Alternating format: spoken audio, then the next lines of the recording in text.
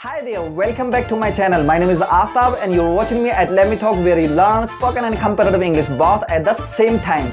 और guys, आज मैं आपके लिए लेकर आया हूँ English speaking practice का part number 3. So guys, let's move on to the lesson.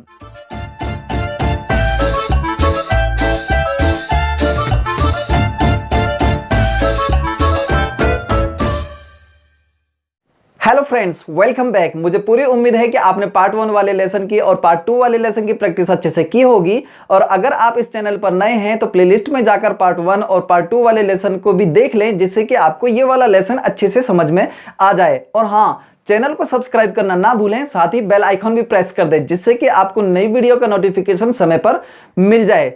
So guys, without wasting a second, let's get started. तो गाइज, हमने पार्ट 1 और पार्ट 2 वाले लेसन में सीखे थे 4 तरह के sentences: affirmative, negative, interrogative, interrogative plus negative, Apple से लेकर ज़ीब्रा तक के वर्ड्स के साथ। और हमने सीखा था कि हम नजदीक की एक चीज के लिए दिस का यूज करते हैं और दूर की एक चीज के लिए दैट का यूज करते हैं। और आज इस लेसन में हम सीखने वाले हैं कि नजदीक की 2 या 2 से अधिक चीजों के लिए हम क्या यूज करते हैं और दूर की 2 या 2 से अधिक चीजों के लिए हम क्या यूज करते हैं। So give it a shot.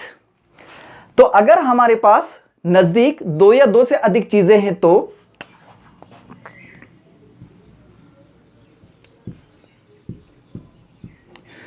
Guys, अगर हमारे पास नजदीक 2 या 2 से अधिक चीजें हैं तो उस नाउन में SEIS लगाकर उसको प्लूरल बनाते हैं। तो हम इसको एप्पल को यहां पर SEIS लगाकर प्लूरल बना सकते हैं, मींस इसमें S लगेगा।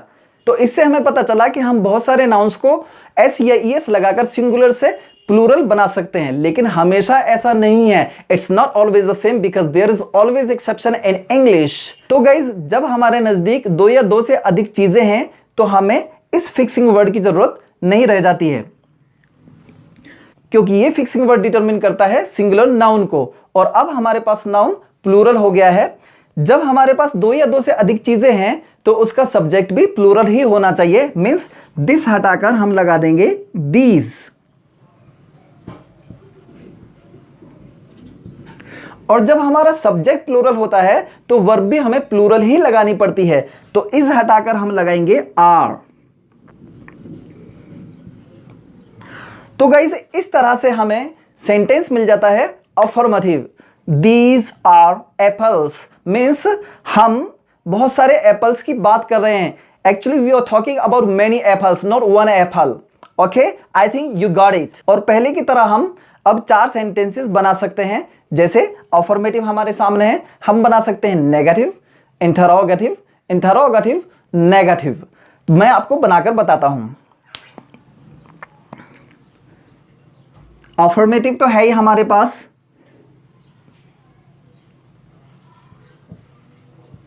These are not apples. Are these apples?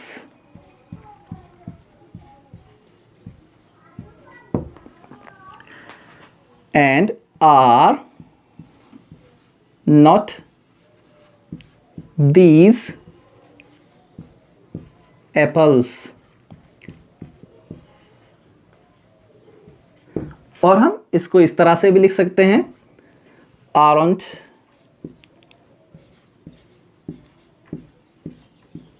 these apples?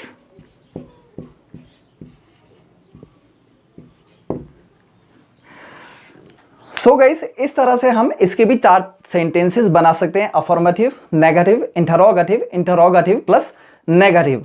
अब हम चलते हैं दूर की 2 या 2 से अधिक चीजों के लिए। तो दूर की 2 या 2 से अधिक चीजों के लिए भी हम नाउन को प्लूरल नाउन बनाते हैं। तो हम यहां पर एप्पल को प्लूरल बना देंगे S लगाकर।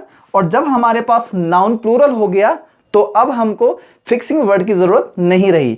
तो अब हम इस फिक्सिंग वर्ड को काट देंगे और जब हम दूर की 2 या 2 से अधिक चीजों के लिए बात कर रहे हैं तो हमारे पास सब्जेक्ट होना चाहिए those.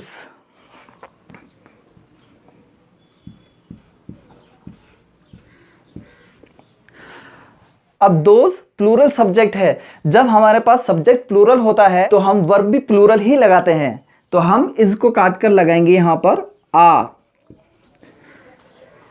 Means I think you got it. तो इस तरह से गाइस हमें यहां भी मिल जाता है अफर्मेटिव सेंटेंस, और हम इसके भी बाकी तीनों सेंटेंसेस बना सकते हैं। चलिए बनाकर देखते हैं। Those are not apples.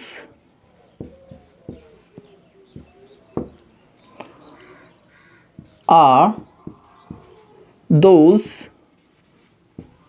apples?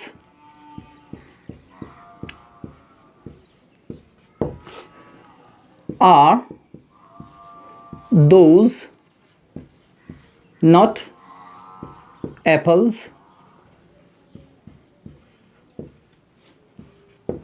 या फिर हम कह सकते हैं aren't those apples?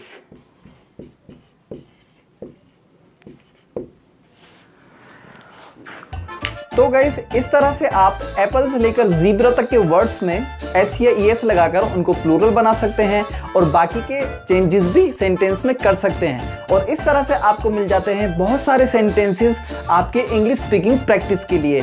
So guys this is all for today and this brings us to the end of this lesson. If you like the video, hit the like button, and if you are new to this channel, please make sure to subscribe the channel and press the bell icon so that you may not miss any of the upcoming videos. I'll be back with a new interesting lesson. Till then, keep practicing, keep watching, keep smiling. This is me, Aftab, signing off for the day.